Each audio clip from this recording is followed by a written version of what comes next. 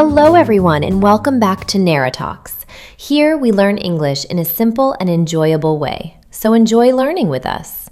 At the same time, we explore different fields and build useful knowledge. Today we're excited to welcome a sales representative to talk about communication, persuasion, customer relationships, and real-world sales experience. Welcome to the podcast. Could you introduce yourself to our audience? Thank you, Nara. I'm happy to be here. My name is Daniel, and I work as a sales representative for a technology company. My job mainly involves communicating with clients, understanding their needs, presenting solutions, and helping businesses choose the right products and services. I've been working in sales for several years now, and during that time, I've learned a lot about communication, psychology, confidence, and human behavior. That sounds very interesting. Many people hear the word sales and immediately think about convincing people to buy things. But I imagine the job is more complex than that. Absolutely. Good sales is not about pressuring people. It's about understanding problems and offering solutions. A lot of people think sales is only talking, but listening is actually one of the most important skills in this field. If you don't understand the customer properly, it becomes very difficult to help them. That's a very important point. So, in your opinion, what makes someone successful in sales?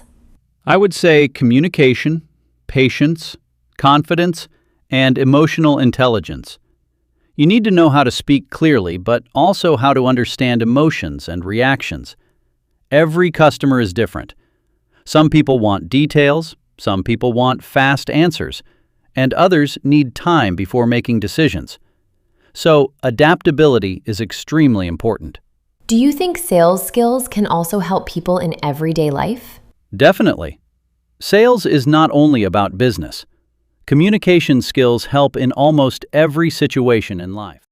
Whether you're speaking in a job interview, building relationships, negotiating, or even expressing your ideas clearly, sales skills can improve your confidence and communication. That's actually very true. Many people struggle with confidence when speaking to others. How did you personally become more confident in communication? Honestly, practice played the biggest role. At the beginning of my career, I was nervous during calls and meetings. I sometimes overthought everything I wanted to say. But over time, after speaking with many different clients, I became more comfortable. Experience teaches you that mistakes are normal. Was rejection difficult for you in the beginning? Yes, very difficult. In sales, rejection happens regularly. Some customers say no immediately, others ignore messages, and sometimes deals fail after weeks of communication. At first, rejection felt personal, but later I understood that rejection is simply part of the process. You cannot let every negative response affect your confidence. I think many people can learn from that, even outside sales. How do you stay motivated under pressure? I focus on long-term improvement instead of short-term emotions. Sales jobs often involve targets and pressure, so discipline becomes very important. I try to stay organized, learn from failures, and maintain a positive mindset without becoming unrealistic. What are some common mistakes beginners make in sales? One major mistake is talking too much and listening too little. Another mistake is focusing only on selling instead of building trust. Customers are usually very good at noticing when someone is not genuine. People prefer honest communication. That makes sense. Trust probably takes time to build. Exactly. Strong customer relationships are usually built through consistency, honesty, and good communication over time.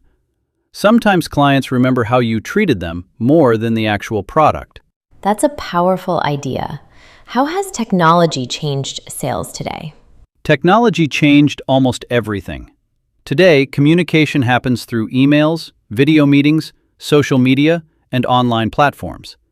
Social media especially became very important for personal branding and customer relationships. Now people can build trust online before even speaking directly. Do you think online sales are easier than traditional sales? Not necessarily easier, just different. Online sales require strong digital communication skills. You don't always have face-to-face interaction, so your words and presentation become even more important. What role does emotional intelligence play in sales? A huge role. You need to understand emotions, reactions, frustration, hesitation, and expectations. Sometimes customers are not only buying products, they're buying trust and confidence. Emotional intelligence helps you communicate more effectively and respectfully. That's very interesting. What advice would you give to shy people who want to improve their communication skills? Start small and practice consistently. You don't need to become extremely extroverted overnight. Even simple daily conversations can improve communication over time. Confidence grows through repetition and experience. What helped you improve the most personally? Listening carefully to experienced communicators helped me a lot. I also learned from observing successful sales conversations and practicing regularly. And honestly, improving my communication changed many areas of my life, not only my career. What do people misunderstand most about sales representatives?